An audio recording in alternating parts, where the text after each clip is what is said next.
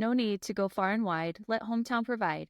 Hometown Trophies and Embroidery in Lena can help turn your ideas into reality. From awards, engraving, and gifts to custom apparel and business accessories, they have you covered. Visit them today or give them a call at 815-369-9185. That's Hometown Trophies Embroidery. Let your vision become their masterpiece. When it comes to planning for your future, you want someone you can trust. At Prairie State Investments, Mark Pfeiffer is here to help you build a plan that fits your life, your family, and your goals. Whether it's retirement, college savings, or investing wisely for tomorrow, Mark has the knowledge and local commitment to guide you every step of the way. Don't leave your future up to chance. Call Mark Pfeiffer at Prairie State Investments today at 815-668-8131 and start investing with confidence. Welcome to NUIC All Access, joined by Jay Doyle. I am your host, Kyle Kampmier. Today, we feature 3 guests from the back-to-back state runner-up Stockton Blackhawk volleyball team. Jay, introduce our guest to us today. All right, Kyle. Today's guests are Stockton head coach Maddie Pontius, along with standout players Haas and Kaydra Wright. Here's a look at what they've accomplished. Back-to-back state championship game appearances. Coach Pontius was named the 2024-2025 IHSA Coach of the Year. Haas was 2025 First Team All-Conference. Kaydra Wright, 2025 First Team All-Conference. Taylor has recorded 573 kills and 278 blocks. Kaydra has recorded 1,512 assists, 508 digs, 213 kills. Coach Pontius has led the Stockton to a 92 win in the last 3 seasons as head coach. Ladies, welcome to the show. Thank you for joining us, and congratulations on a great season here in 2025 representing the NUIC.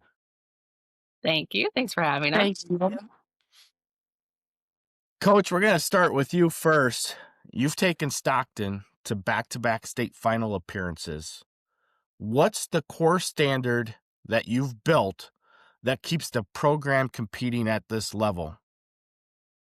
I feel like the standard that I kind of created in the gym is I kind of told the girls from the get-go that I didn't want to have to stop drills and be the ones to initiate them working hard and all of that. Like, I want them to hold themselves accountable, while I can also hold them accountable still. But they're kind of the ones in the gym putting in the effort. Sometimes I'll stop a drill and be like, okay, are we giving 110% right now? Are we executing like we should be? They'll give the answer no, and then they resume and they change the whole mentality. Another standard that I think that we're holding is just like being that next ball mentality. These girls pick up one another very well, and they've improved so much just this last season from summer ball to where they ended the season. Just their mental toughness, and that standard is honestly, I think it's the biggest key that makes us win the games. So Taylor, question for you. You've stacked 573 kills and 278 blocks. What was the biggest part you seen your game from beginning of the year to the end of the year improve? I think the biggest part of my game for me was speeding up my offense. The faster that I could transition and get up for the swing, the more likely we would get a kill or draw the block so that the outsides could get a kill. Yeah, and I think a lot of times there's so much that goes into it in the volleyball side, where you get your kills off a good bump and a good set, and it's really hard to get great kills when everybody's not in rhythm. And I think, in one of the things watching you guys play, I think that was one of the cool parts about it, is just the on-court rhythm you guys play with, where everything seems on time, whether it be a quick kill. I don't know what you guys call it really, but it's the real quick tip and you kill it quick, that you guys do a great job of, or the cross court bump set spike kill. But that's one of the things as an outsider looking in, watching you guys and some of the best teams out there. That's one of the cool things to watch, is how on point timing wise you guys are. Yeah, I think part of that comes from when we work in practice. We work a lot on out of system, and whether we are on or off, we can just get the ball to either our outsides or our right sides, and that keeps us very in timing, I think. And also when we work on in system, the biggest thing is getting it to our middle so we can get the quick kill and side out if needed. Kaydra, you enter your senior year coming up with 1,512 assists running this offense. Where did you see the biggest jump in how you managed the floor this year from last year? Because you almost doubled your assists this year compared to what you were at last year. Yeah, I think the biggest thing this year was like communication, like constantly talking to my hitters, letting them know like what shots are open. Like I always was talking to my hitters and just letting them know what's open. And also last year, I think my sister, like me and my sister sat together and she was kind of the leader. So like, I don't know. I think that this year I just worked on like communicating with my hitters and yeah. No, and that's one of the biggest things you see with good teams, whether it be volleyball, basketball, any team, is constant communication. A coach can continually say, we got to talk, we got to do that. But when you hear, you can see it as a fan, you can see it as a coach or opposing coach, teams that get it. And it's when everybody is on point like you guys are, and you win game by just knowing what the other one's doing or talking it out and getting it fixed. So, And Kaydra, I saw something too where you and your 5 other sisters have all won regional titles for Stockton, Yep. but now you are the only one to make the state twice. Yeah. I can brag about it. you get the better chair at Christmas and Thanksgiving then, right? Yep, exactly. Yeah, you get to set your chairs a little bit higher, we'll say. For sure. Coach, returning the entire roster is extremely rare. How are you going to keep this group hungry and focused with other teams now kind of circling you guys as the team for next year? I think the biggest thing is we're going to have to go in like same exact thing. The first year we lost 6 seniors. This year we didn't lose anyone. I think going in with the same exact mindset, it's a brand new season. It's a brand new season where other teams in our conference or that we would see in the postseason run, they lost girls, but there's girls incoming that could step up and fill roles. So it's going to be a completely different team, even though it's the same team. People are going to improve over off season. We're going to face different opponents. It's going to be a completely different tempo and all of that. So I think still instilling that next ball mentality and having one game at a time the entire season. We can't look ahead at all. We can't underestimate anyone. Keeping them level headed and just kind of keeping the eye on the prize is going to be the biggest thing. I think also us not having seniors last year, that was our take. Like, okay, we have no pressure. But now our take on it is, okay, now we have 11 seniors on the roster. We have what it takes to get the job done. We have the leadership, we have the seniority, and we're going to take that take on it now. So heading into 2026, you have clearly put yourself as the early favorite now going into the season. Mm-hmm. How do you stay level-headed there? I think the biggest thing is same thing, point by point. Don't overlook anyone, and honestly, enjoy the ride. If you're playing athletics and you are scared of competition and you're scared of pressure, what's the point? What's the purpose? Like the whole point of high school athletics is to endure the pressure games and thrive in it. You sure you don't want to coach boy sports? Because I could play for you. Cal's getting I think I'm okay. I don't think boys respond to me. I'm too nice, I think. I don't know. You got the right type of energy for me. I could play for you any day. So Taylor, on to you then. So 2 straight years make it to the state. What moment from this season is going to fuel you into your senior season? I think what's fueling me the most is probably that we've gotten second twice, 2 years in a row. And obviously, we all know that that's an amazing accomplishment. But knowing that you've been so close to first multiple times, it keeps me going, and it keeps that mindset of wanting to work harder in the off season to achieve first place. And obviously, it's my senior year, so got to go out with a bang, got to get first. So what are you doing now? I mean, obviously, it's the end of the season. Do you play basketball? No. So what are you doing now to help prepare yourself for next year? I play at VC United in Rockford, and I have practice with Kaydra 3 times a week, and it's 3-hour practices, an hour lifting, 2 of playing volleyball with a bunch of amazing players, and I think that's where I really improved last year because I played there last year as well, and I think that's gonna keep me ready to go for the season. That's why I was going to ask you hitting the weight room, and you already answered that. So that's great. So, Kaydra, same question to you then. What's going to fuel you to keep improving after what you guys been able to accomplish the last 2 years? Honestly, the same thing as Taylor. Like, knowing that we've gotten second the past 2 years, like, we want it so bad. Like, we can't go into it just, like, thinking, like, we'll get there easy. Like, we have to, like, have a good mindset about it and, like, just take it point by point and stuff like that. But, yeah, I agree with Taylor. Okay, Maddie, you've been to each of the last 2 state championship games. What do you teach now that changes how you lead this offseason? I really don't think I have to change anything. I think just having that seniority on the floor, like the first year we went down, we had seniors on the team, but it was our first ever trip to state.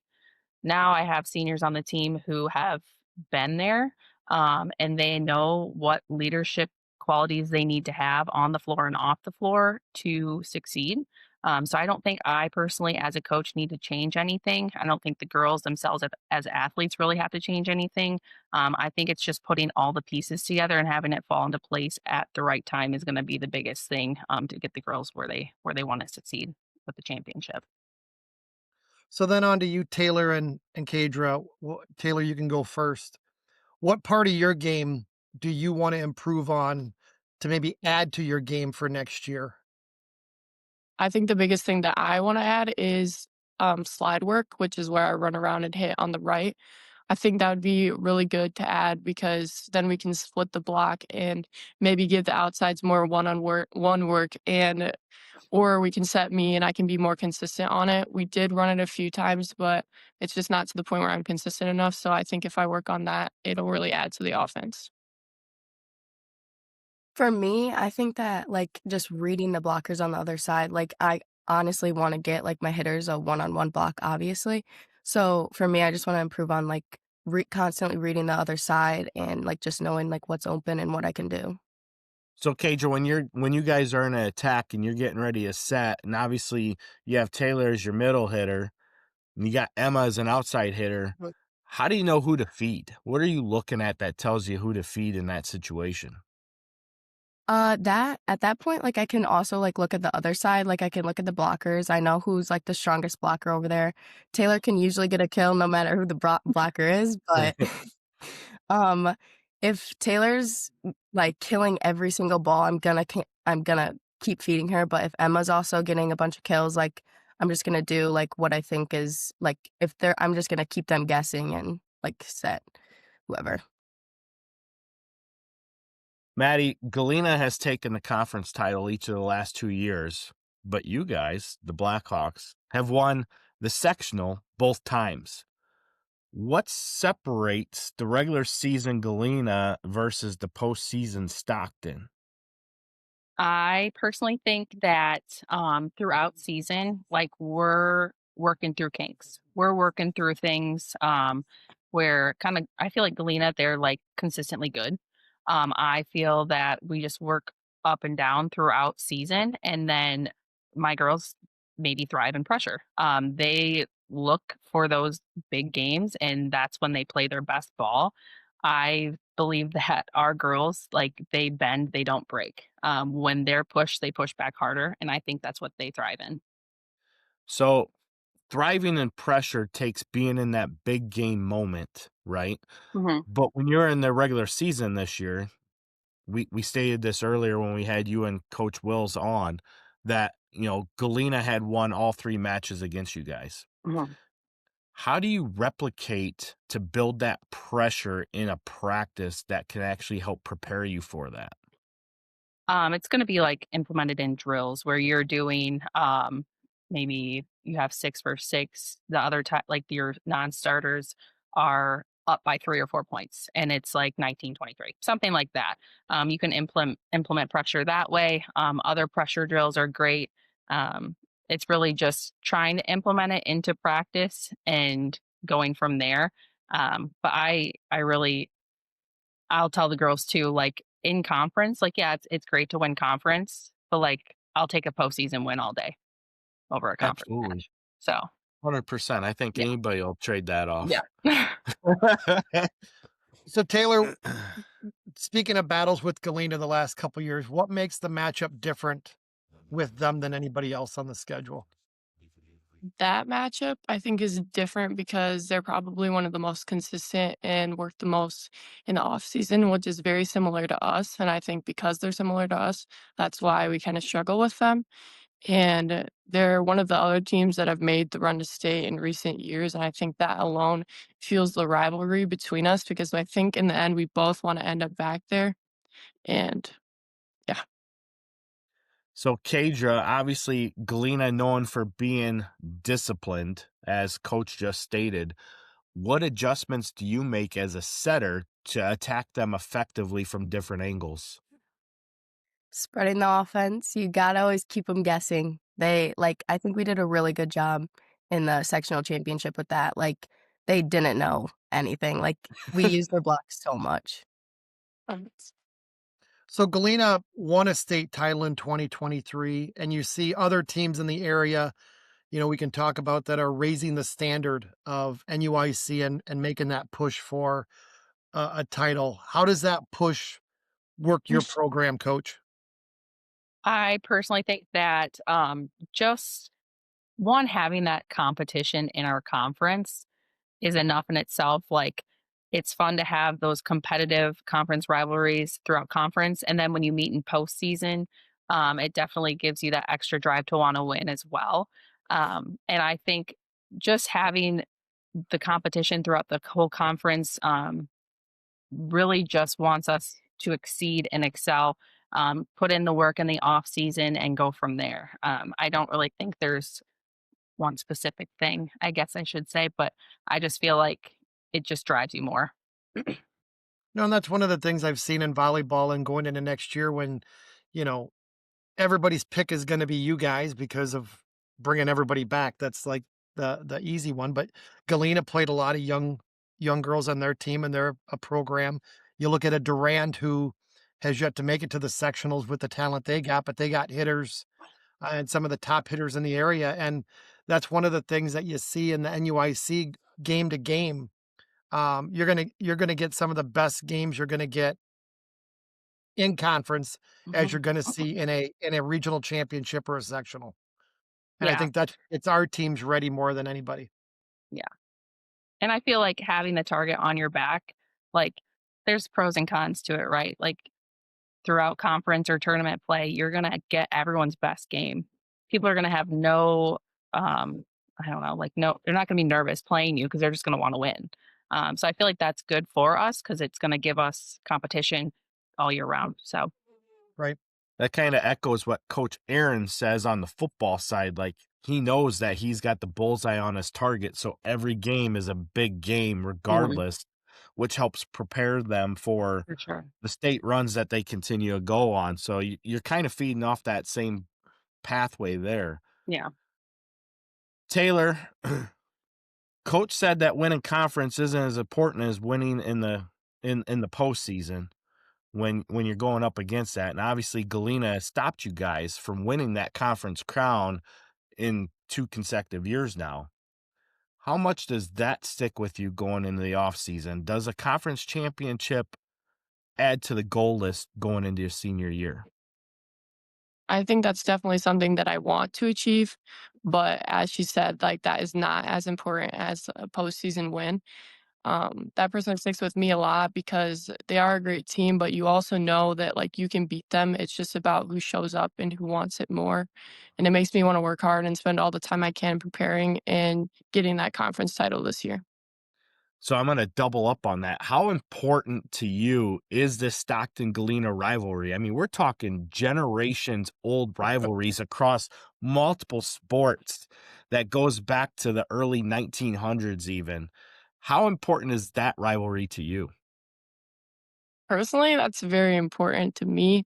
Like, I don't know if some of the other girls can say the same, but every time we play them, I just want to have my best game. I want to be dominating every ball and just showing them that we are the better team. Don't let grandma down. Yeah. You're letting grandma down if you lose, right? Kaydra, you've beaten now Galena back to back in sectionals. What do you think you guys most improved on from the regular season this year, where you guys lost to them, to when you were able to beat them in the postseason? I think going into the postseason game, we went like I told my team, I was like, guys, we have no pressure right now. They have beaten us 3 times. Like, we just have to go and play our game, play loose, like no pressure at all. Like, it's hard to beat a team 4 times. So I told them Yeah, that. you don't hear it that often, right? You always hear it hard to beat a team 3 times, but beating a Yeah. team 4 times, I think, is even tougher. And one of the things that you guys have been able to do that, we've seen from the outside is playing your best volleyball when it matters at the end of the year, and not peaking Absolutely. too early. And that's one of the things that you see where teams come out really hot and then they kind of cool off at the end of the year. You guys have been playing your best volleyball when it matters at the end of the year, having a shot for a conference, maybe not happening, but then during regionals and that, playing your best volleyball. And I think this year was one of the toughest. You guys were in one of the toughest regionals Oh, yeah. out there, I believe. And I said that before regionals took place, when you looked at where you guys had to go and who you had to play for the regional games, that even got you ready for a sectional and a state run. Absolutely. And I feel like it's going to be the same thing next year. Yes, you guys have to Regional host one. Yeah. Yeah. Coach, we talked about this back when you guys won the regional championship. The conference has now reached the state finals 15 times over the last 17 seasons. What makes this league consistently produce state championship caliber teams? One, I think just like the growth of the sport has grown tremendously in our area. I love it. I love the sport of volleyball, obviously. And so the fact that like these girls are just like giving it their all and wanting to spend their free time doing it. There's girls playing club for 7 months after season then. So just the fact that they're doing that, I think that's like a key indicator on why our area is so big in volleyball and like successful. It's the girls putting in the work, wanting to see the results, and then also enjoying the sport. Like they're doing it for fun and playing it year round. And I think that's a big thing on why our conference is stacked. How important is it to you that the NUIC continues to produce this type of caliber level of play? You're an alum of the conference. I mean, Right. what's that pride for you mean? Um, it's a huge pride to have. I mean, if we don't have the competition throughout conference or tournament play, we don't have our success in postseason. We don't have our success down at Bloomington. Um, so I think it's a huge pride to have, and that like I was once a part of it, and now I still am coaching. Just the girls that are putting in the work and wanting to succeed. Like I said, it's just huge, and it's just a testament to them for sure. So one last question bouncing off of that first one. How cool is it to know that once all the other conference teams are knocked out, you have every other conference team cheering for you as you continue your run to state? I think that's a great feeling. It would be the same thing if it were any other team from this conference, right? We're all rivals at heart, but then we're also great human beings, and we just want our conference to succeed. So I think it's a great feeling to have, and you definitely have to soak it in when that moment comes. Yeah, and looking at, a next thing Kyle has here, and it's 5 straight seasons with a conference team in the state final. I think that speaks for itself, of what we go through each year, and you guys will go through next year, with more than likely somebody from our conference of one of the NUIC places is going to make it to state or have a shot at state.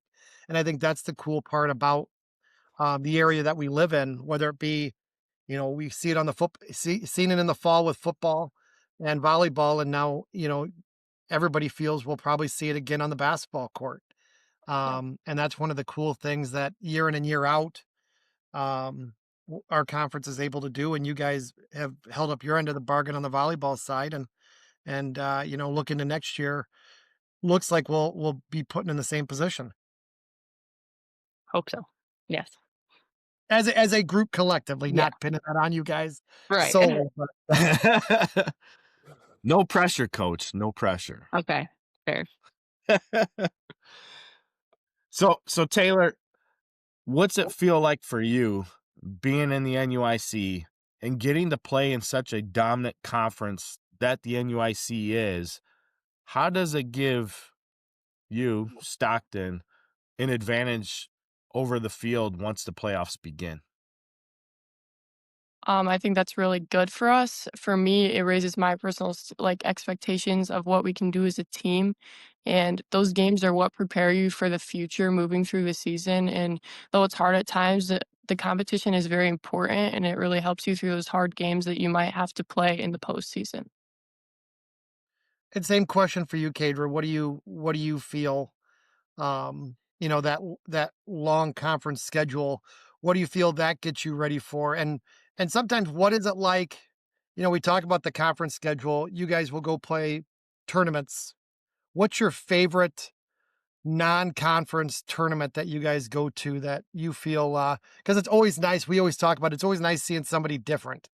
What tournament that you guys go to that maybe feels like gets you guys ready, or just seeing different volleyball teams that you normally don't see every day? We went to the Oregon tournament this year for the first time with Maddie, I think, and it was so fun. Like, we won it. We beat Dixon in the championship. It was literally the best tournament. I loved it so much. But yeah, that would probably be my favorite tournament that we went to this year. But yeah. Yeah, no, that's always one of the things we talk about. Sometimes it's like we talk about the conference and the schedule you go through, but sometimes it's nice just to hop on a bus, drive somewhere you're not gonna see anybody anytime, and just hang out, get together, and in your guys' case, you're able to win the tournament. But that's sometimes the fun part of it. Yeah.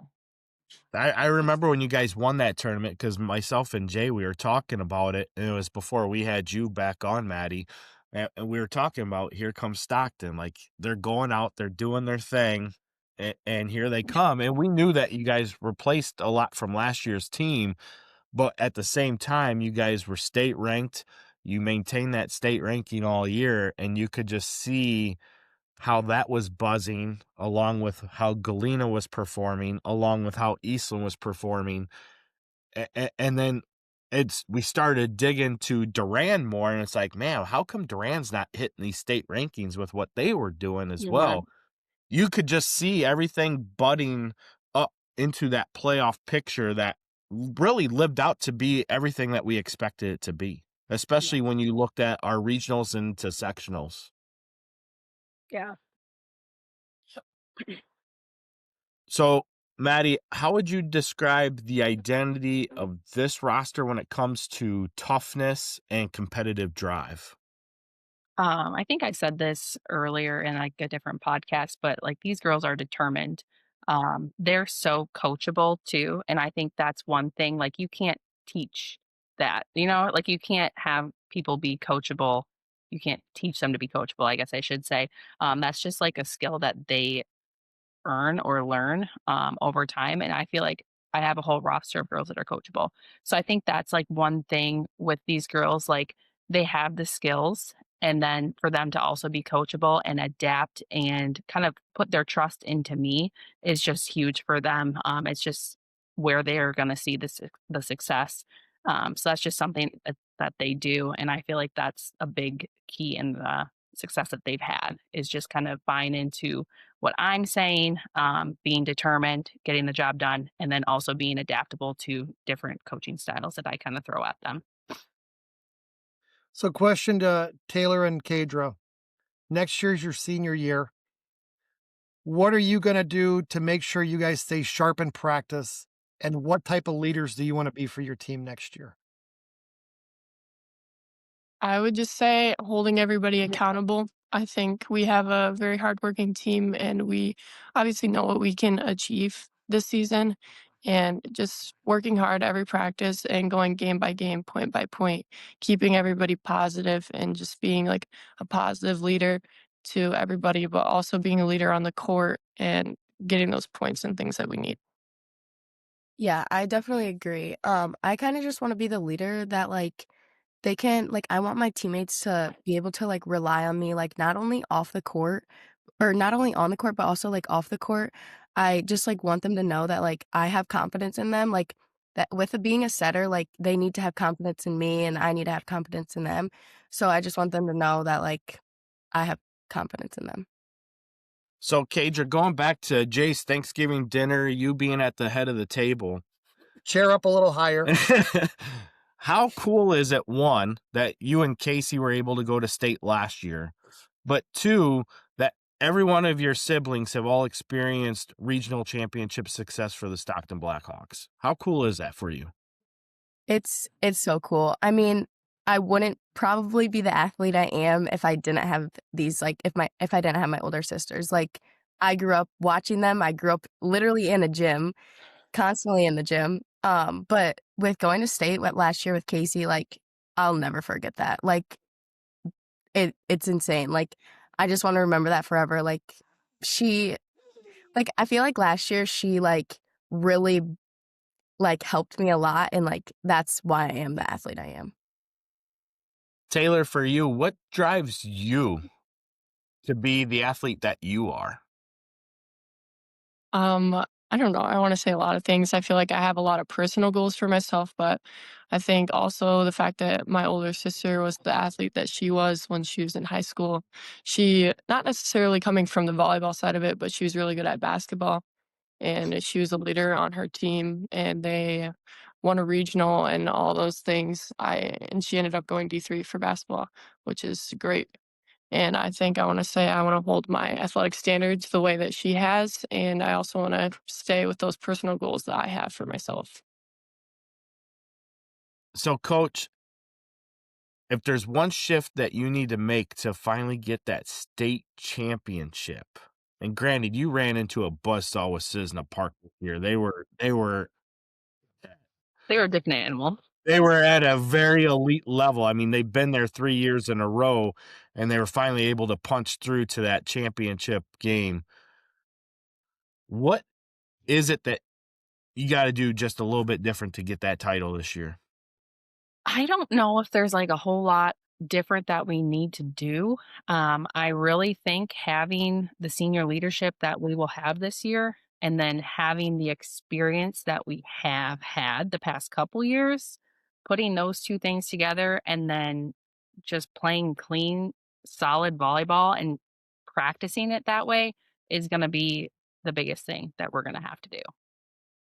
So I don't think it's like one specific change or one specific thing. I think it's just a bunch of different things put in together and hopefully getting the outcome that we want. So basically feed off the Cisna Park story from what they had to go through, and now you repeat that. Yes. It's that simple. It's that simple. Kyle fixed it for you. I like He's got it. There we Easy, go. easy. But Taylor, you've have played in 2 straight title matches. What did you learn about that, and what will you take from those moments to bring into this year? I learned not to be nervous, just to play in the moment and cherish it so that you have no regrets. I feel like my sophomore year, I had a lot of nerves and I think that affected my play. But this year going into it, I was not nervous at all. And I just wanted to show up and show out and move on to that championship match. And you never know if you're going to go back again. So just live in the moment and play your best. I'll tell you, I'll fix it for you, Taylor. Just hit the ball hard. It's that simple. I always watch too many hitters and they like try to get cute with it, and you can hit the ball, and I'll help you out. Just hit the damn ball as hard as you can, and everything will be fine. Okay, I'll keep that in mind. Just remember that. Just hit the damn ball. I know there's one thing. I mean, I watched quite a few of your guys' matches, especially against the upper level competition. And Taylor, I don't want to be on the back end of your spike, that's for sure.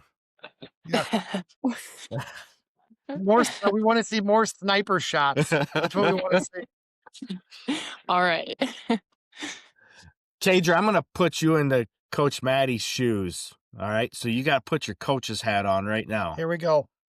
Oh gosh. With the entire lineup returning, what do you feel this offense should look like going into 2026? Not much of a difference. I feel like we could work on like faster tempo, faster pace. Like we know what we're doing now. And also just like, I just always need to keep the blockers guessing. So I just got to speed up the offense. And I think we'll work on that a lot in the off season. And just like also in the off season, just like having like better connection and stuff like that. So how do you go about making that better connection? Obviously, you and Taylor with VC United, how are you going to get the other teammates involved to make that camaraderie continue to build into what you hope is going to be a state championship run next fall? Just constantly in the gym, just working with them. And I think that it improved a lot. Like our connection, like when we got to the postseason last year, like it was good. Like we were connecting very well. Well, it definitely showed in the results, that's for sure. So last question, Coach. As we finish here, one last message you give your team from here on out, off season to the first day in August. What's it going to be? I think the last message would just be making sure that we're putting in the work. We have a long time until we start in June, basically, with weight room. But it's going to be here before we know it. So if there's anything you can do, get in the weight room, get touches on the ball, even if you're not playing club, get reps, find camps, all those things, and then show up ready to put in the work in June. And hopefully we have a 6-month-long season again.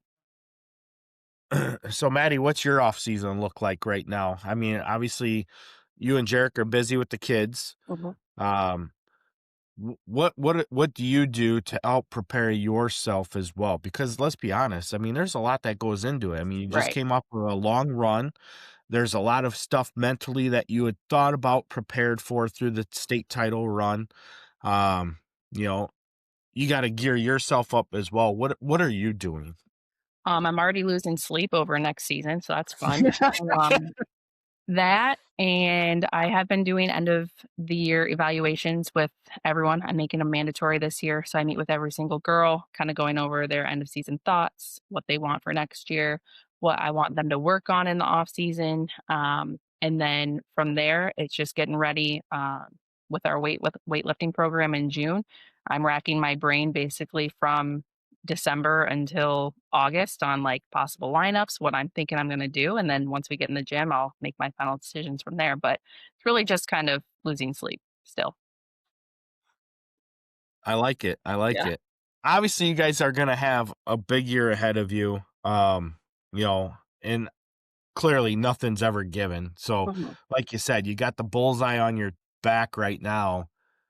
Getting the girls to understand that that is a privilege Yeah. is going to be a huge key to see your success here in 2026. Like Jay was alluding to, obviously Galena loses Maya McCoy, but Coach Wills definitely has a lot of girls there returning. Right. And then, you know, Duran's going to be a huge player again here in 2026. Should be a lot of fun, like you were stating, with the regional play out and how tough that will be as we get there. But in the meantime, you know, we wish you guys continued success, obviously. You guys have done a great job. I think going through the entire fall with the excitement that we talked about with the football program and the volleyball program was a very exciting time for not just the players and the students, but the school in general, the alumni in general. I know the parents were definitely loving it because I had a lot reach out to me about that, which was really cool. How do you go about feeding off of that? I think trying to take the pressure off too. I just feel like I don't want the girls going into it thinking like, okay, we need to be like undefeated. We should be winning every single, like that's not going to happen. I think that we need to be realistic and remember what we've done the last couple years. Even my first year when we lost before we reached the regional finals, we every game would slowly pick up our play, and then we showed up in postseason. That's kind of like what we've done. So I feel like feeding off that, giving the girls that mentality, and then hopefully our community can like rally behind us. That's going to be a huge thing for the girls. Maddie, you're 92-23-2. 14 of those losses came in your first year, so clearly you don't lose much. Thanks. Just saying. We'll get that. You got to get that signature. Who's the Indiana coach? My guy, Kurt Signetti. Kurt Signetti. Yeah. Yes. Yeah, he had the best slide. Just Google Maddie. She doesn't lose. I mean, she was an assistant at Akron. They won state. They got third in state. Google me. Google Maddie. Think it was she wins. Steve Stovall. He texted me after we won the Supers this year, and he's like, "You got a new nickname. It's Redbird." You're bringing all the luck. You're bringing all the luck. Yeah. No, thank you all for coming on. This was actually great. I think a lot of people are going to listen to this and be able to go back through the memories. Obviously, Kaydra and Taylor, one last thing for you guys. What's your top priority or goal going into 2026? Well, I don't want to go right for the money and say win state, but it's kind of what I'm thinking. I like it. It's not far-fetched, considering. So I feel like it's an okay goal to have. At the end of the day, I would say this. You have to have those goals because you have to have those goals. Otherwise, why not? Something may happen and you may fall short of your goals, but if you give all your effort possible, what you don't want to have is a regret from not doing enough from your junior year to senior year or whatever it is, and have that regret when you then are in season, because it'll be here before you know it, right? And you lose and you think of stuff you could have done to make yourself better. If you make yourself as good as you possibly can as you as a team and you fall short, it may suck at the time, but you can live with it and it's okay, but you just don't want to have any regrets going from your junior to senior year or even your sophomore to junior when you're a varsity player. You just don't want to have that regret. And that's the biggest thing you can do. Every team should have that same goal of winning, every tournament you play, the conference you play in, a regional, sectional. It should be your goal or you shouldn't play. Like, I don't know what you're playing for if you don't. Kaydra, what say you? Honestly, same as Taylor. Like, the end goal is obviously to win state, but also I want to work on winning conference this year because I want that.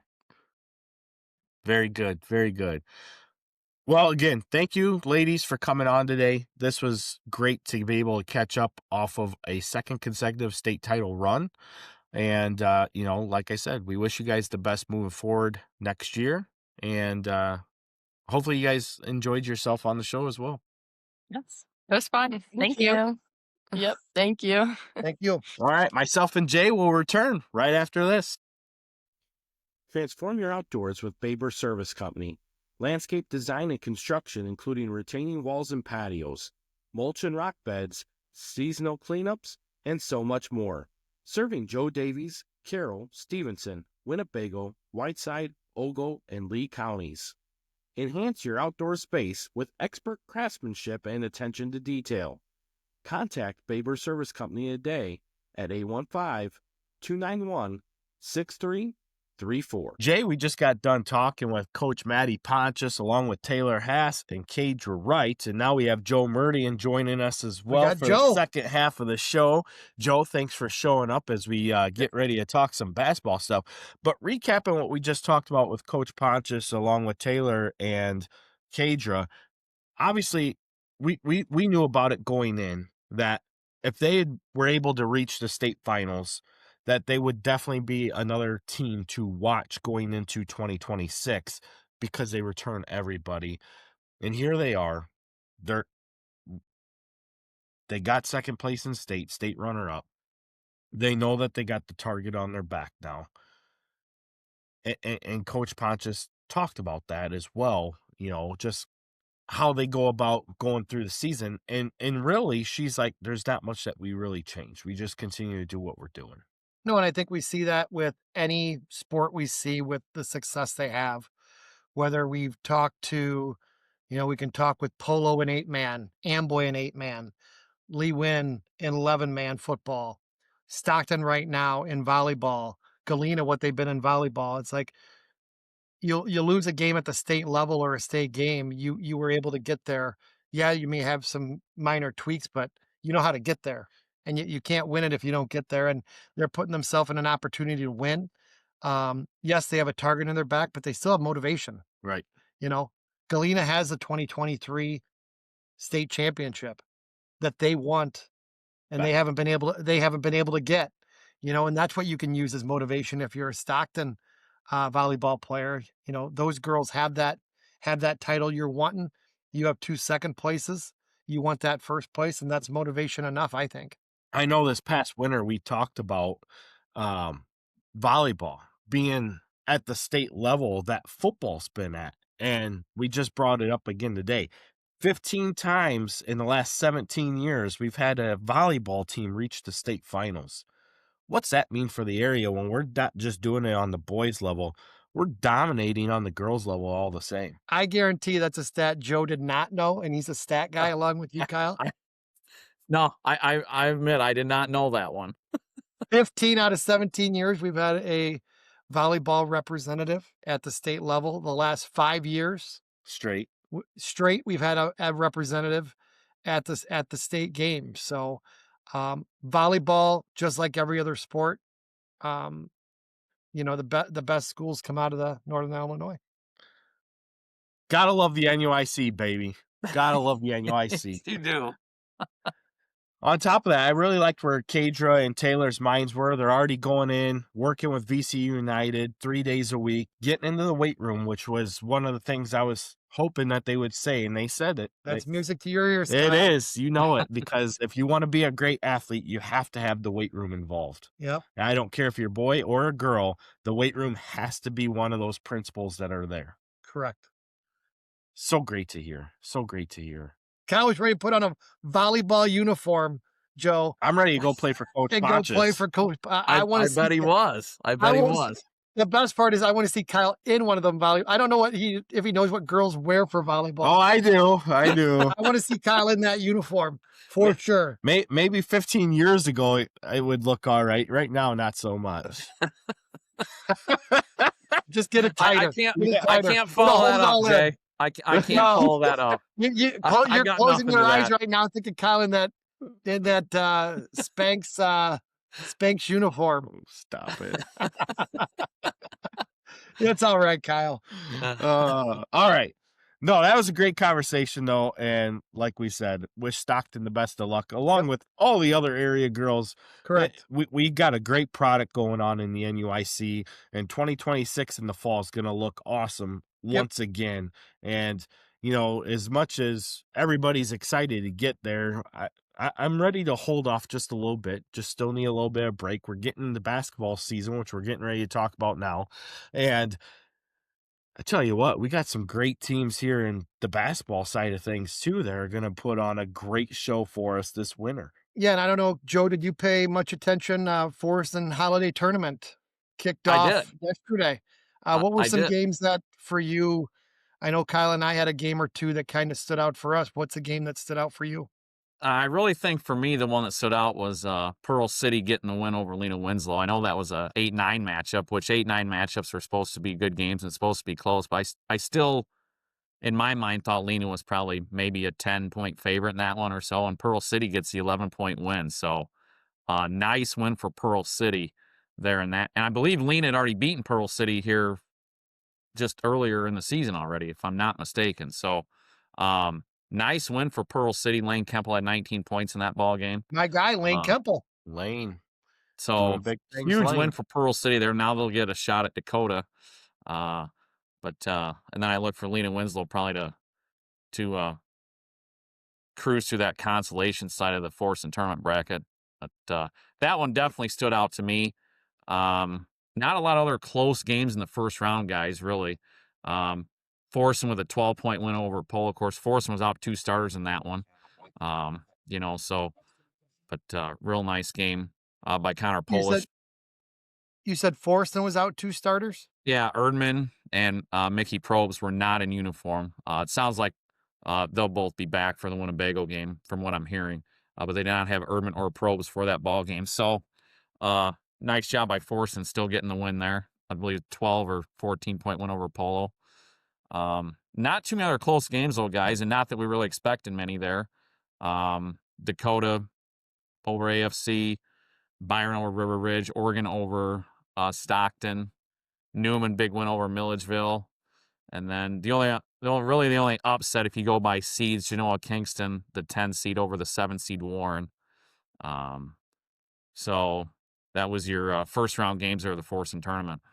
Yeah, Erdman was out because against Lena Winslow here a couple nights ago when we were watching that game through our text messaging. Yeah. Erdman had rolled his ankle up in that game. Yeah. That's why he was out. I'm not sure what happened to Mickey, but going back to what you said Mickey about... I heard he was at a family, he had a graduation he had to attend, maybe something like some family obligation he had. So he'll be back for the rest of the tournament, to my knowledge. Okay. So it's not injury related. That's what I was hoping it was going to be. But going back to what you said about Lena Winslow Pearl City, they played 4 days ago. Lena Winslow won by almost the opposite score. They'd won 43-35. Right. So yeah, that's a nice little turnaround there for Pearl City. Yeah, and they beat Lee Win. I think it was late in the year last year when Lane Kemple had a big game at Lena. I don't think it was at Pearl City. I think it was in Lena that night. And they beat them last year. So they've had good back and forth, but we were all texting back and forth that Forreston Lee Win game, and that was kind of a shocker for me, and just the fact of how easily they Lee Win, that is, handled Forreston, as Forreston we thought was going to be, towards the top. But, moving forward, I cannot wait to see the matchup of Lee Win Dakota. I just think that what Dakota does so well is they're just big, long, and good at basketball. Lee Win will be able to challenge them with man and wild, with their length, right, and their size, that they do things that they can't. But watch out. I'm telling you, watch out for Pecatonica. Pecatonica is starting to get it together and play basketball. And we knew what they had in some players, but the Degner kid, Carter Degner, watching him at guard, he's one of those guys, like when I talk about Elaine Kemple, who just is smooth and can score like a Pafford was to me last year. When you just watch him and you like watching him play, he's turning into that type of ball player in for me to watch from afar. Yeah, those are going to be some great games in that East Division. When Peck sees Lena and Peck sees Dakota and Dakota sees Lena. And again, I'm still not counting out Forreston. We kind of already talked about this on last week's show, but those 4 North teams. Division, Joe. Excuse me. I know they changed everything up. I know I can't keep it all straight. Well, I still think though, Forreston guys, it's still to me hard to find a better backcourt than Kendall Erdman and Connor Polish, what Forreston has when those 2 guys are on. So, I mean, there's going to be some great battles, some good games to catch here over the next couple months in that division. Well, and then you got Coach Schneiderman back on the bench. It's hard to tell who's the head coach, him or DeVries, but they're all getting fired up. And it's funny, I can't remember. I was talking to somebody yesterday. It was a referee. Oh, was it Olberding or Kleinfelter? One of them was talking about it. They're like, man, having Jonathan back on the bench, sometimes, he gets a little fiery there, and he's got to remember he's just the assistant now. He's not the head coach. So that'll be cool in the fact of a lot of those teams will may see each other at the Forreston tournament, and then we have the Eastland tournament going on. And Right. that'll be set up for a big Thursday. I think it's a Thursday night game. Yeah. Eastland will be facing Peck. Pecatonica. And, in that, East Dubuque was victorious, and you look at Galena and East Dubuque, who went 0-2. Both their losses close. In those games where you had Eastland beat Galena 53-51. Galena lost to Rockford Lutheran 53-57. East Dubuque did lose to Peck 53-32, but East Dubuque then lost to Eastland only 50-48. So close games down there, very, very close, but everybody's matchup is going to be the next matchup from last year in regionals and sectionals will be the matchup again versus Peck, Atonica versus Eastland. And that's this Thursday. Yeah. Yeah, Galena guys, they had a shot at the buzzer. They shot a 3 at the buzzer for the win against Eastland. It hit the front of the rim. But yeah, Eastland with 2-point wins yesterday or on Saturday in their tournament. So 2 nice wins for Eastland on their home court there against 2 very good teams in Galena and East Dubuque. Yeah, and that's one of the things that kind of stood out was Eastland's win against East Dubuque, and then following that up with Pecatonica just annihilating East Dubuque later. Right. Going to what Jay said is that Pecatonica is really starting to find themselves now. I mean, a little bit of a struggle with a newer team around some of the centerpieces, mostly Zion Brima, but Pecatonica's young. They are young. Yes, they are. And the more they start to figure it out, the more they're going to give a lot of teams some trouble as the season goes on. And you have the young, inexperienced, but, solid, good players that you can see that are just making young mistakes. And then there's sometimes you're young and not very good, right? But they're the young, just inexperienced. They're gonna be their best team come January, February. Yeah. So that's the big thing. And the big thing when we're watching all these tournaments and seeing the jockeying around is what came out this week.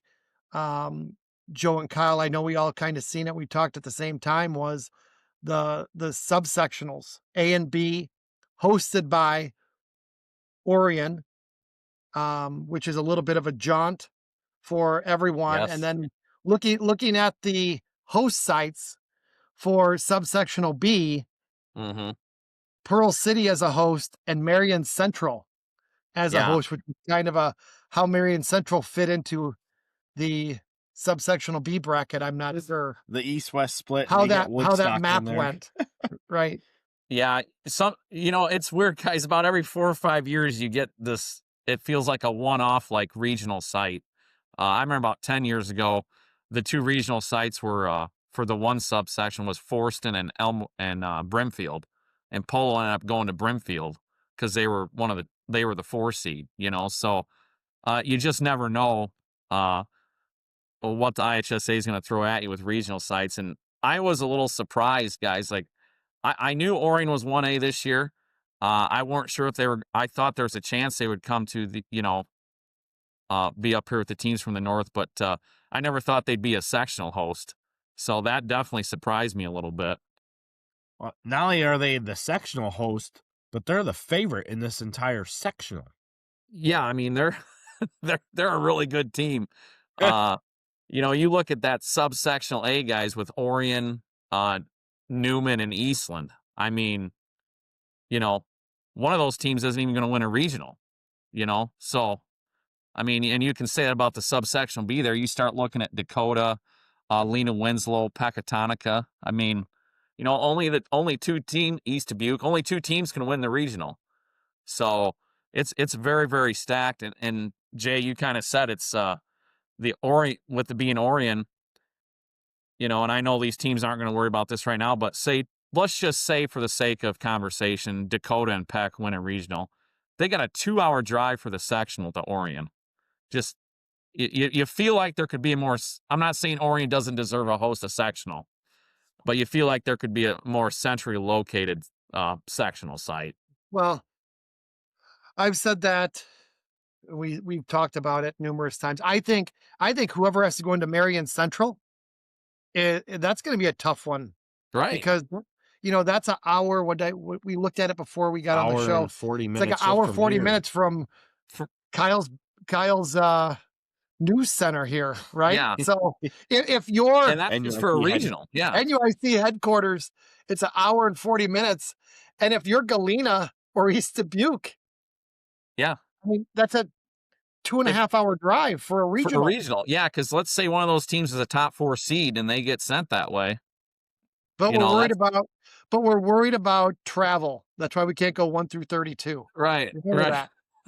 We worry about travel. We can't go 1 through 32. But for a regional game that's put on a weeknight, you can go play out. We're going to go 2.5 hours. Yeah. You can play a Wednesday night at 6 o'clock, 2.5 hours away. No, you'll get the 7:30 game. You're the second Mound. game. No, yeah. Galena, you're going to get the 7:30 game at Marion Central to play. You're going to play Scales Mound. You're both going to travel to Marion Central to play. I mean, that's the stuff that it's like you shake your head because it doesn't make a ton of sense. And you look at that subsectional A there, Jay, Bureau Valley and Alleman, Rock Island, Alleman being the regional host. I mean, some of these teams, that's a long trip for some of these teams, I mean. I even looked to how far is Alleman Catholic from NUIC headquarters, Kyle? It's like 2 hours and 5 minutes or 10 minutes. Yeah. So the subsectional A's could have some long trips as well. So, yeah, and these are for sectionals. What's that? These are for region. I said, and we're not talking sectionals or super sectionals. We're talking regionals. Even getting to the farm at Bureau Valley, because Bureau Valley is like in the middle of farmland. I mean, right. That's a haul from here. Yeah. Yeah. So you look at a team like Forston, guys, it is very possible you could have let's just say an Eastland, or let's say a Newman Forston regional final and you're going all the way down to Bureau Valley or all the way to Alleman. I mean, that's just, it really hurts the fan base is my thing for a regional championship game, possibly, And that's why tongue in cheek, on a Saturday where you play football playoffs. Right. Yeah. They want to keep it close because they worry about kids and travel. But for these games, we're traveling 2.5 hours for a regional site. And, that is what it is. Like I said, you're always going to find something about it that you don't care for, but it's just like, was just it's the first thing that catches your eye when you look at it. And when it comes time, if you win that game and you got to drive all the way to Bureau Valley and you win the game or win a regional championship, you're not going to care one bit because the drive back's going to be just as good. So, but that was the biggest things on the boys side that we've seen. And with everything shaping up now at the Forston and the Eastland tournament, that some of these guys are going to meet head to head. On the girls side, that came out also. Yep. And what was your thoughts on that, Joe? Well, I'll say, so the Eastland, they got the sectional. So, we're back to more centrally located sectional, so got like that. Yep. I know, Jay, a team you'd been talking about, Rockford Christian, who we thought would probably be in subsectional B there, or subsectional A with a lot of the NUIC teams. They went to a whole different super sectional. Yeah. So I know you're not disappointed about that. I don't think anybody is. I wonder, I would have liked that, like this type of map cutting for the last couple of years, if you know what I mean. We'll leave that on a different note, different time. But, the Rockford school like that, I think that was everybody was looking for, is where were they going to land? Yeah. Because they've already had big wins. They're 6-7-1, and they already played Pecatonica and beat Pecatonica by over 10 points. And they're probably the favorite to win a regional this year, coming down from 2A to 1A. Right. But yeah, you look at now subsectional A, completely different. Your hosts are Durand and River Ridge, right? With 12 teams there.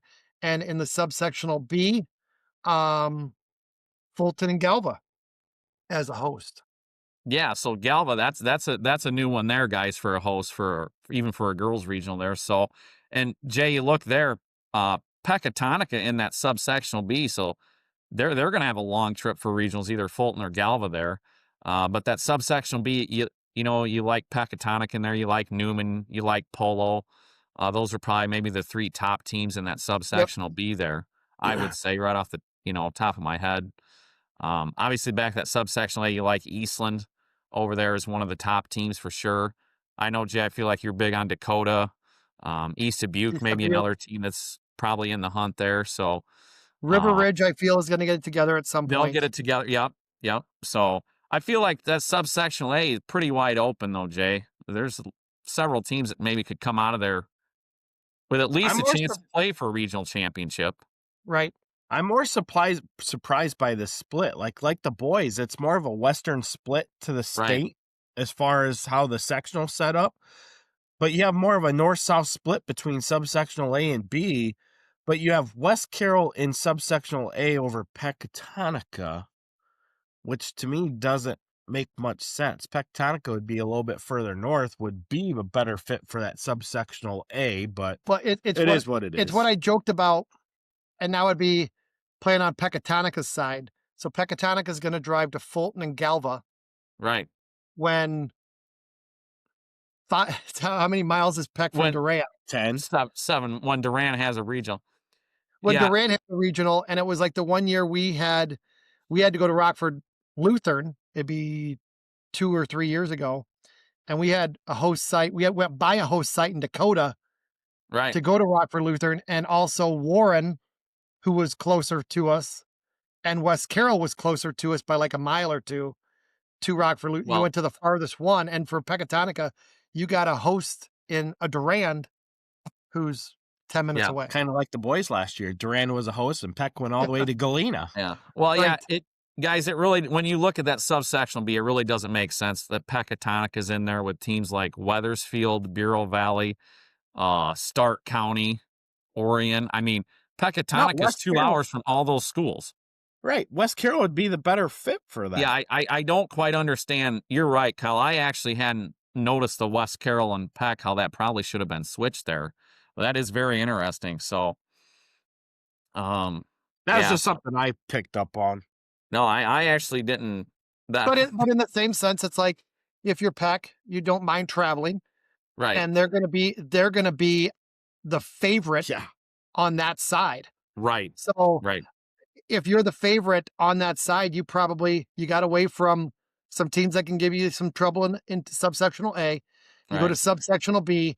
I would say the main competition is going to be Newman. Right. For them, and you're not going to see each other because one will be the 1 and one will be the 2. Right. I agree. So, for a Peck, I think odds-on favorite early on with them going to subsectional B. Odds-on favorite, they're going to be the 1 or the 2. Mm-hmm. I would say they're the 1 over a Newman, just because I'm going by history, what they bring back and what they bring to the table. I know Newman is having another good year, but I'm going by substance, and that is Peck's been there X amount of years and been knocking on the door, won a state title last year, back at it this year. They'd be my 1. Newman would be the 2 early on. Right. Unless something crazy would happen. Right. But so they're going to get your 4 seeds going to be who, because Polo might be the 3 then. Who's your 4? Yeah. I think Polo will be the 3 out of that. Yeah. And so your 4 is what? And they're looking at like last year when they went to Hiawatha, was it? Right. Yeah. I think they went to Hiawatha. It's like it was them and everybody else, and it almost seems like it's going to be the same thing for them this year. Hey, early on. Kyle, one other note here of NUIC. Amboy got sent to a whole different super sectional, and Amboy boys will be hosting a sectional. So they got sent. It seems like Amboy's always in that split. They're always the cutoff. Boys, it seems like more girls than boys, but they both their boys and girls teams got sent south, and Amboy's going to get to host a sectional. So just wanted to throw that out there. I don't have it in front of me, but they're really the only NUIC team in that. And I did see that too. in there as well. Yes, for the girls, AFC's in there. For the boys, AFC's with the rest of the NUIC. Oh, yes, they are. You're right. Correct. Yeah, they were the only team left out, so I feel bad because this is an NUIC show and we have an NUIC team. But I'm sorry, when it comes to these graphics, I'm only putting one graphic together. Yeah. And it's no disrespect to Amboy. It's, obviously we love Coach Powers. We talk about him all the time. Yeah. Kyle Guy. But, when it comes down to it, I don't care about the North suburban schools that aren't going to amount to much when it comes down to it once everything plays out. And that's what's always funny. They're on that weird cutoff line to where I remember one time they were in a completely different, the only time you would have faced Amboy was at is at state. It would Well, have been yeah. at state. Yeah. And it's like a couple times because our super has been at Brimfield the last X amount of years before. I don't remember, that's when Galena was going down. They were literally driving through a super sectional to get to their super sectional. Yeah. Right. And that's what, because they took it away. It was always in Chicago. We would always go to Chicago for our super. And then I think that got changed for whatever reason. And now they kept it to the western side is what the change was. Yep. But yeah, I feel bad for Amboy in a way because they too now have to travel a lot if they get past everything. You know what I mean? Right. But I'd rather see them in with our stuff, but that's neither here nor there. I can't make that stuff up. Right. I just wanted to point out that Amboy did get a boys sectional. One of the more interesting things I did notice is, did you notice that the boys sectional had 32 teams in it? The girls sectional has 25 teams. And I was looking down through, it looks like there's more boys teams participating this year than girls teams as well. And co-ops. And there might have been some teams that actually, because that's the frustrating thing you've had. I know there was a Rockford school. I don't want to say a name because I'll probably get it wrong and be wrong, but there was like Rockford Christian or someone like that. One of those schools the last couple years didn't partake in, because you have a certain amount of time, and they didn't vote and they didn't even partake in playing. Right. And it's like that's that you have, and you have that, and you have maybe some of those schools finally just said, yeah, we're not playing in the state event, and or you have a lot more co-ops. You look at River Ridge Scales Mound, obviously for girls co-ops, and Anawan does not have a girls team this year. So there's two for the boys that would have teams that be, or two less teams in the girls side, I should say, for the subsectionals up in our neck of the woods here. Right. So, taking a look at some of these tournaments going on, what did we... I think on the boys' side, I think a lot of things will be figured out come after. Everybody's still getting their feet wet. Everybody's fighting a lot of different things. You see a lot of kind of sloppy basketball right now, not in shape. Football, leg basketball, and football, not in shape. Volleyball, in girls basketball. I think come the new year, you're gonna see some teams set themselves apart. Some teams get hot and really set themselves up for a run at a regional. Like we talked about, a lot of interesting subsectionals that will be down to where everybody's going and how that's all going to make out. And we see it in the boys' side, we see it on the girls' side, on my side too. A lot of interesting matchups, and a lot of you look at, we could break that down again, but I was just looking at the boys' side because that's what's up. You look at a subsectional with Dakota, Durant, East Dubuque, Galena, River Ridge, Alton, Hebron, Lena, Orangeville, Pearl City, Peck, Christian Life, Scales Mound, South Beloit, Stockton, and Warren, Marion Central. A lot of really good basketball teams that of around here. They all play each other. Right. Every game matters moving forward. And those Lee Win, Pearl City games are going to matter. The Pecatonica Lee Win game, because someone's going to be that one, and there's going to be really good 2 and 3. And then a 4 that's not going to be as tough as of course the 2 and 3. But you look at a Dakota, who right now is the odds-on favorite for a 1, in that bracket. who's your 2 and who's your 3 early on, with Pearl City and Lee Win splitting, who do you pick? Record-wise, it'd probably be Lee Win, right? And I think they have played better and they have the force and win. But you're going to have some really good teams battling out like we do every year that aren't, and Pecatonica's in there.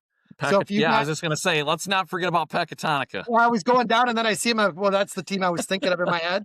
Because if you go a Peck Lee Win matchup at 2 and 3, I mean, those are two teams that can beat anybody, and they could meet in a regional championship. And I don't know a ton about the other side with Anawan, AFC, Forston. They'd be a favorite. Fulton, who's been down this year. I mean, Orion and Newman are going to be your favorites in that side, but you can't leave out Eastland, obviously. Eastland is right there. But someone's the one, and then that, Orion or Orion and Newman are still currently both undefeated at this point. And they are both so someone's going to be the one.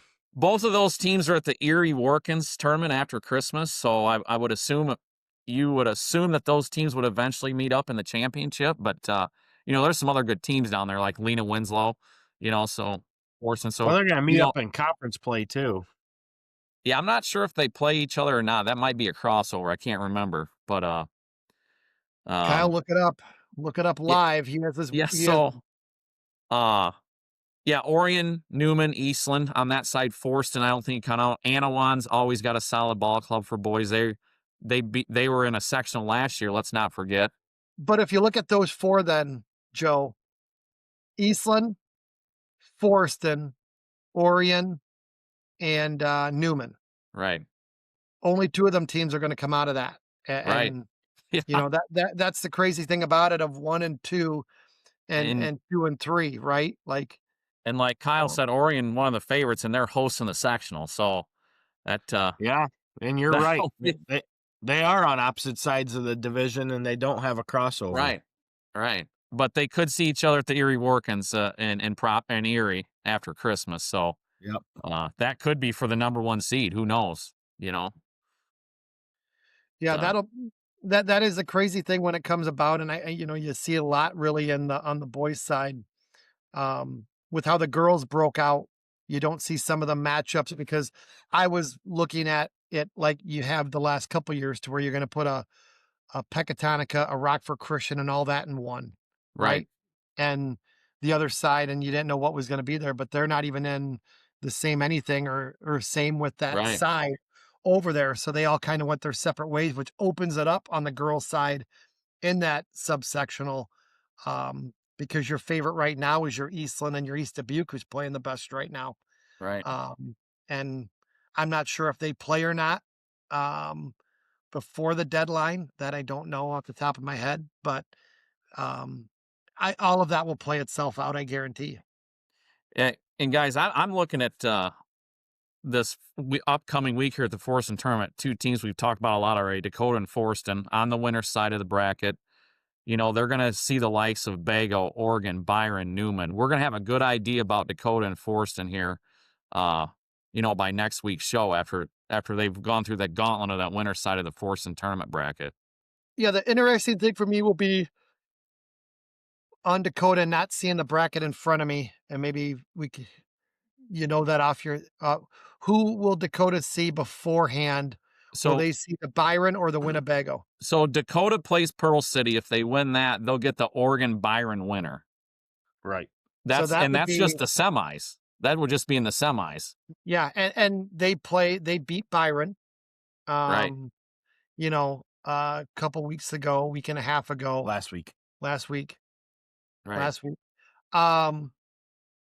At the Lena shootout. Let's see where Byron's at, because they'll have another week of basketball legs under them. And I don't care what anybody says, football legs and basketball legs are completely different. When you have kids coming off football from that long, it takes them until January to get their legs back. And it's just something that is what it is.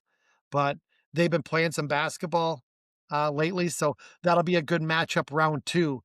But if Dakota can go through and beat them again, play for a championship and win that thing, you got to start looking at Dakota's as a state yeah. top 10, top 5 team in the state if they can run the gauntlet at Forreston.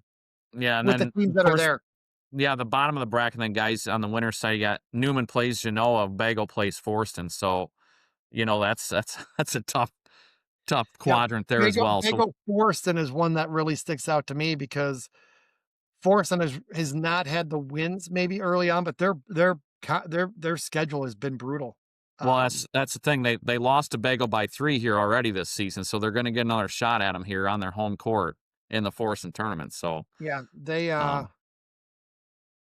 had a gauntlet of schedule so far that yeah, let a lot yourself of teams would be 2 and 3 coming out of that schedule. Jay, is what you're saying? yeah, like yeah. What are we looking at, Kyle? I'm looking at girls basketball. I wanted to see what had happened. Obviously, no score report. I with their believe game against Pearl City. East Dubuque beat Pearl City. Well, last I looked, when I was on the phone and checking scores, I think they were up 8 or 9 on Pearl City last So that night. pushes them to 7-1 on the season as well. Taking a look at the girls' side of things, and obviously they're going to run into an Indian Creek team that looked really good yesterday as well. They're going to play them tomorrow. And then they have Lena Winslow coming up on Tuesday, which East Dubuque should really take care of business there.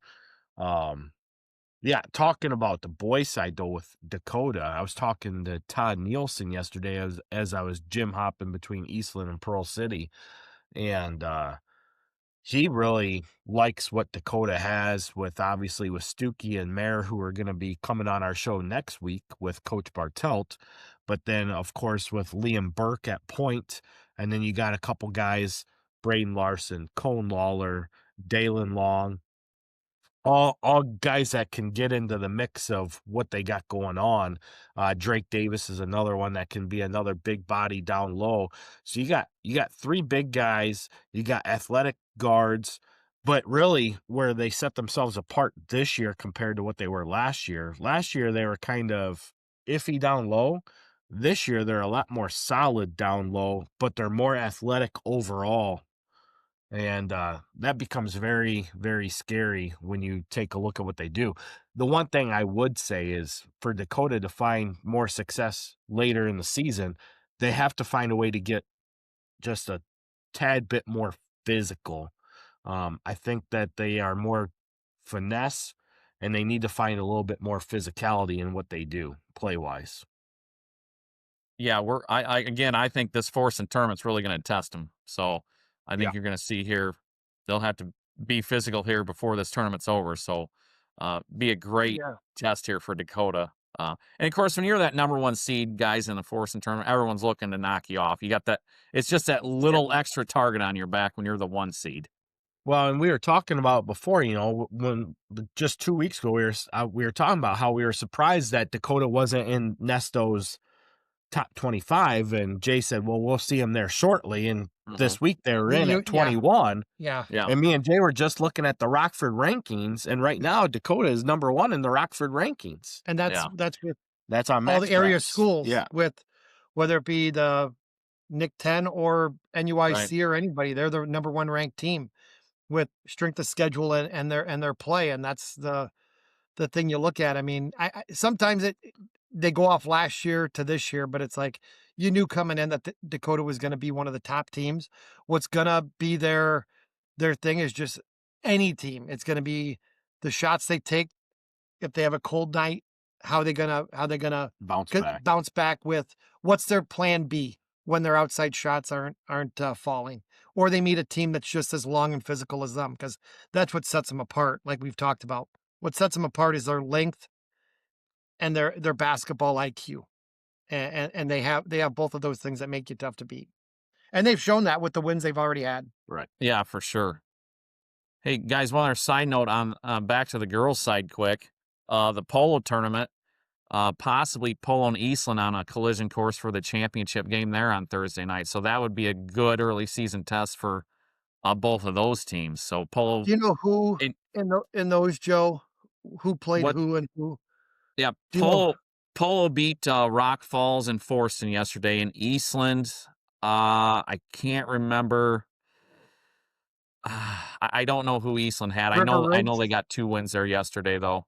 Hold on. I think maybe Milledgeville and Earlville, maybe. Earlville. Possibly. Yep. Yes. They beat Earlville 60-24. And they beat Milledgeville 67-34. What they beat Milledgeville by? 6-7. Yeah, so Eastland 10-1 now, guys, on the girls' side. So they will play River Ridge Scales Mound on for the 3rd time already in this polo tournament. And then if they win that, they'll be on the championship against most likely Polo on Thursday night. So yeah, the Cougars are definitely jumping out as a early favorite. Early favorite. Yeah. The only downfall is they don't have a lot of depth. Right. But their starting 5 is good. I think it's 5 seniors. Yeah. So and again, on the court. They host the sectional, guys. So if they can get to that sectional, man, they'd be a tough out at home in the sectional. That's for sure. Well, and Coach Brinker's been at it long enough to where she can, and let's not kid ourselves. She's got Coach Hensey on the bench with her as well. A little bit of experience there, yes.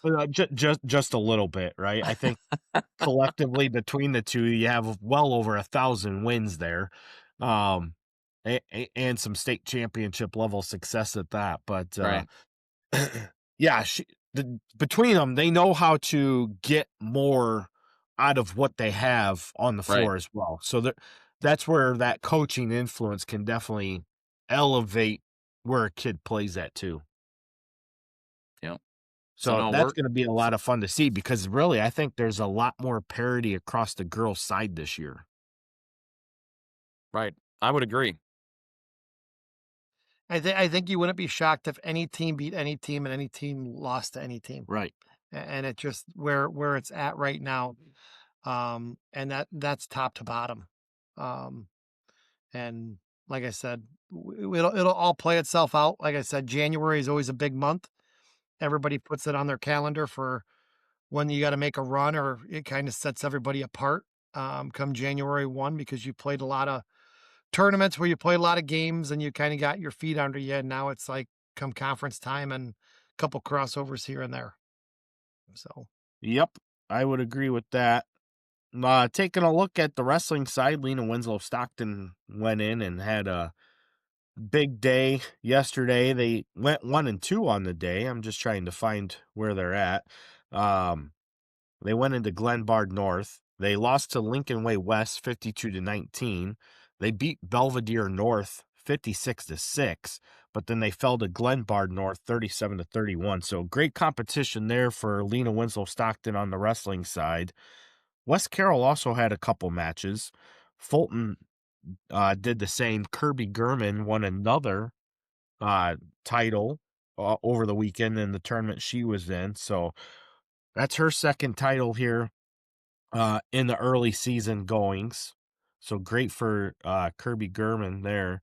And I'm just trying to find the West Carroll stuff here. They were at a dual tournament in Iowa. So that was pretty cool to see as well. I'm just going to have to look at Coach Castro's stuff here because I think that's going to be the fastest way to find it. But either way, good performances all the way around for wrestling and everything else. So the West Carroll finished 4th in the Edgewood dual team tournament. They went 2-2-1. Joe's school. Yep. West Carroll. They lost. Keep winning. They lost to Edgewood Coldberg 36-33. They battled Clear Lake, who was the tournament champion, to a 42-42 tie. They racked up 20 pins along the way, so that was great. Their varsity wrestlers finished the day with a combined record of 35-6 as well. So West Carroll Wrestling definitely making some strides in the right direction. And on top of that, the basketball side making some good strides there. They did come down a little bit here with a recent loss, but at the same token, they're off to a great start nonetheless. Yes, they are. And speaking of that, we got Coach Mark Blakely lined up in the first Sunday in January. So we're going to have Coach Blakely on from Lena Winslow on January 4th. And we got Coach Naples with West Carroll lined up the week after that, January 11th. So we're going to be talking a lot of boys basketball, which means that on the flip side of that, the last 2 weeks in January, we'll go back to the girls' side and pick up a couple girls' coaches there as we continue to push our way. And once we get into January, we're going to be in the thick of the conference schedules. We're going to be looking at some other tournaments that will be coming up in February with the MLK shootouts and tournaments there. But we'll be in the thick of the conference schedule, seeing how the conference race is starting to shape up as well. So that will be a lot of fun. I like it. Same. Love it. Can't wait. All right, so that gives you a look at what we've seen over the past week. We'll be back next week with Coach Mike Bartelt, Austin Stuckey, and Kason Mayer as we continue to dive into the winter sports season. And boys, it's going to be a lot of fun as always, but a lot of big games coming up. Myself and Jay, we've already booked our plans for Thursday night in Eastland for the big Eastland-Pecatonica matchup. Kyle was trying to get me to go, and I kept putting him off and stalling on him. I finally decided I'm going to show up. It's perfect. Scott Hartman, be prepared. We're going to be reaching out to you shortly. But on top of that, get out to those games, cheer for your teams. As always, root for the NUIC.